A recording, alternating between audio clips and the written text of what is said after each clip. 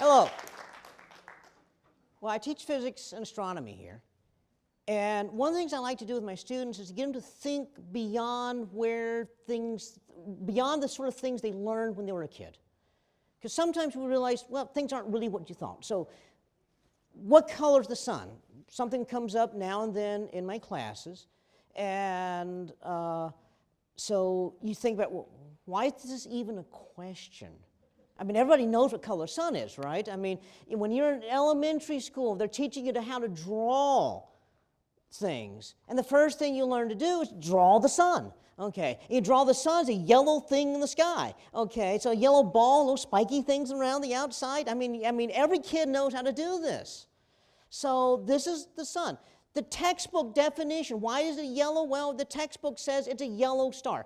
I'm a huge science fiction fan. So all the time as a kid, reading stories about spacecraft flying across the galaxy looking for a yellow star like the sun. Superman, Krypton had a red sun. And so when he escapes and comes to Earth, the light of the yellow star, the sun, gives him superpowers. Sun's yellow. Okay. But wait, a rainbow breaks the light of the sun into a whole range of colors. Red, orange, yellow, green, blue, indigo, and violet. That's what the book says. I mean, my eyes don't see indigo and violet, I see purple. But anyway, at any rate, you have this range of colors here. Light shines through a prism. Same rainbow. Red, orange, yellow, green, blue, indigo, violet. Okay. So the sun's really multiple colors.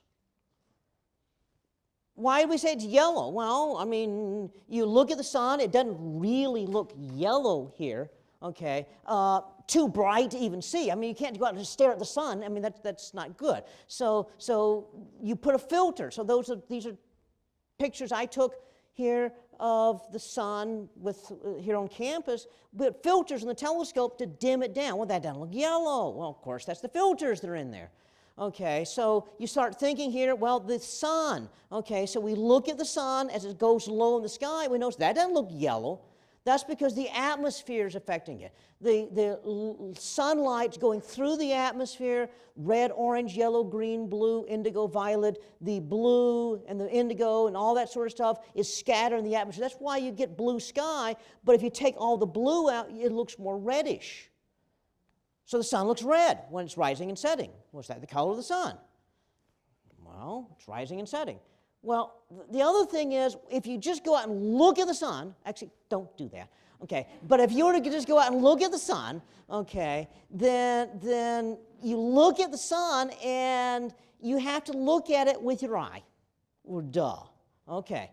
So you look at the sun with your eye, so it depends on how your eye works. The way that your eye works, when you look at the sun, is in the back of the eye, in the retina, there's 3 different color receptors called cones. So it depends on this range of colors that makes up the sun. That's the light, the visual spectrum. The range of colors that you see is roughly between about 400 and 700 nanometers. That's a unit of length for light. And so one type of cone sees mainly the blues and the violet and so forth. The other 2 types overlap, seeing the green, the yellow, and the red, red, yellow, green. Okay, so now this is how your eye works. So you pick up the light of the sun this way, pick up light of everything this way. So when you look at things, wait, that's your generic human textbook definition, what your eye does. No 2 people are alike. Everybody has different proportions of cones. So you see things slightly differently. So if there's a pure color of light, it triggers this cone and that cone in a particular sort of way. But if you have mixed colors, then you're triggering multiple cones. But if you have different proportions of cones, you might see something different. Prime example is at home. My wife says, get the green sheets. No, to get the blue sheets. And I go, what? We don't have blue sheets. We have 2 types of green sheets. They both look green to me. Okay. You know, I've got a shirt that she insists is brown. I insist it's the color of a basketball. It's orange. Okay, and that's because we've got different proportions of these cones, and it's not a pure color. It's a mixture of different colors, this color, that color, and because I have a different proportion of cones than she does, then I see different things. Oh, but wait, if you're going to start with the sun, that means different people, because the sun's all these different colors of light, different people may actually see it ever so slightly differently. Well, this is a problem that photographers have had for years. The true color of your photograph. How do you do that? Because everybody's going to see it differently. So you take the light of the sun, break it out into all these different colors of light, you know, again, from red to violet. That's actually not the entire sun spectrum. Turns out there's actually light that is less bent than red going through a prism. Less than red, what we call less than red? Well, infrared. So there's light going beyond violet, what we call beyond violet, ultraviolet. Okay, you see this range of colors between 400 and 700 nanometers. That's the wavelengths of light you see. There are creatures on this earth that see different. Bees see in the ultraviolet. So they can actually navigate to where flowers are, you know, using the light of the sun. Even if it's cloudy, the UV comes through the clouds.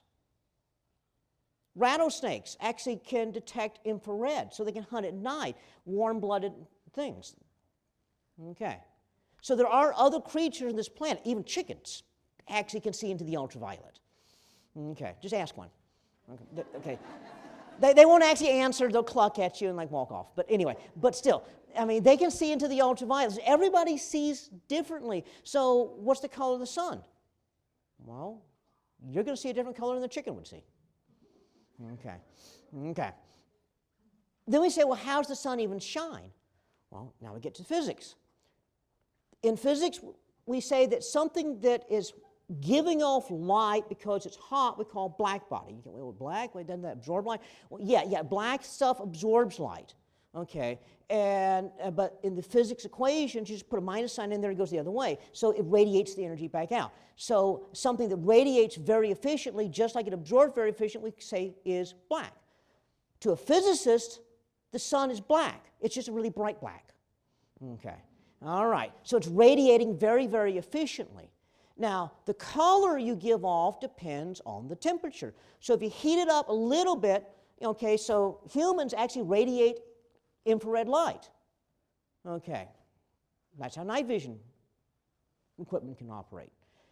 You heat it up even more, heat something even more, it's going to glow kind of a reddish color. Heat it up even more, it's going to kind of be white hot. Heat it up really hot, it's going to give a huge amount of ultraviolet and even blue light. It's going to look blue to your eye because you can't see the ultraviolet.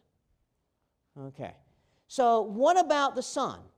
Well, we can figure out what color it gives off most intently. I'm an astrophysicist, you had to have an equation. Okay, so got an equation here. So this is Wien's law. Wien's law says that you can figure out what wavelength of light is given off most intently if you know the temperature. You plug in the temperature in the equation, it spits out the most intense wavelength. So for the sun, that's 500 nanometers. So in our spectrum, 500 nanometers is actually right in the middle somewhere. You see just as many colors between 400 and 500 as you do between 500 and 700. So what does 500 look like?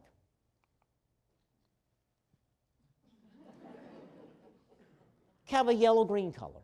Really close, again, the projectors here, how they project things, the bulb projector is not exactly right, so it's really close to the actual color of my laser up here.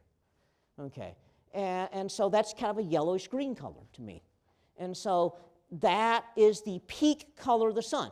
That's why plants are green. Okay, they're designed to be sitting on a planet orbiting the sun. Okay, that color right here, that like this laser, because that's the middle of the visual spectrum, your eye can't possibly not see that color.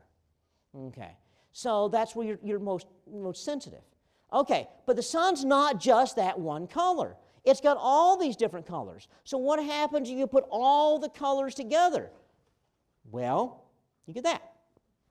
Put all these different colors in their proper order and the proper strength, you get this kind of off-white color. Okay, so the sun's actually kind of an off-white color. Wait, it's yellow, it's green, it's off-white. What the heck is it? Okay, all right. Oh, but wait, there's more. We're not done yet. If you have a solar eclipse, what happens is the moon just barely covers the bright surface of the sun, and you have this little reddish thing sticking out there. A picture I took during a solar eclipse a few years ago. So you get this reddish thing. That's called the chromosphere. Now, it turns out if you've got the right kind of filter, an H-alpha filter on your telescope, you can actually see the chromosphere, and it turns out it's all around the sun, and it's really created by these little red spikes. It's hydrogen gas that's glowing a red color. So it's spiking like this all the time over the surface of the sun. Giant spikes going up for thousands of miles and dissipating in a matter of minutes. So let's put all this together. What would the sun look like if you were drawing the sun, instead of just that yellow ball? You'd think about it and say, well, I can't really draw all the colors, so let me draw it the peak color, kind of a greenish color, and put little red spikes around the outside. Okay, all right. So maybe that's what we ought to think about as the sun.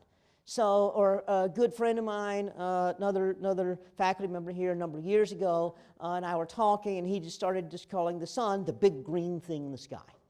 And so my students frequently now call the sun the big green thing in the sky.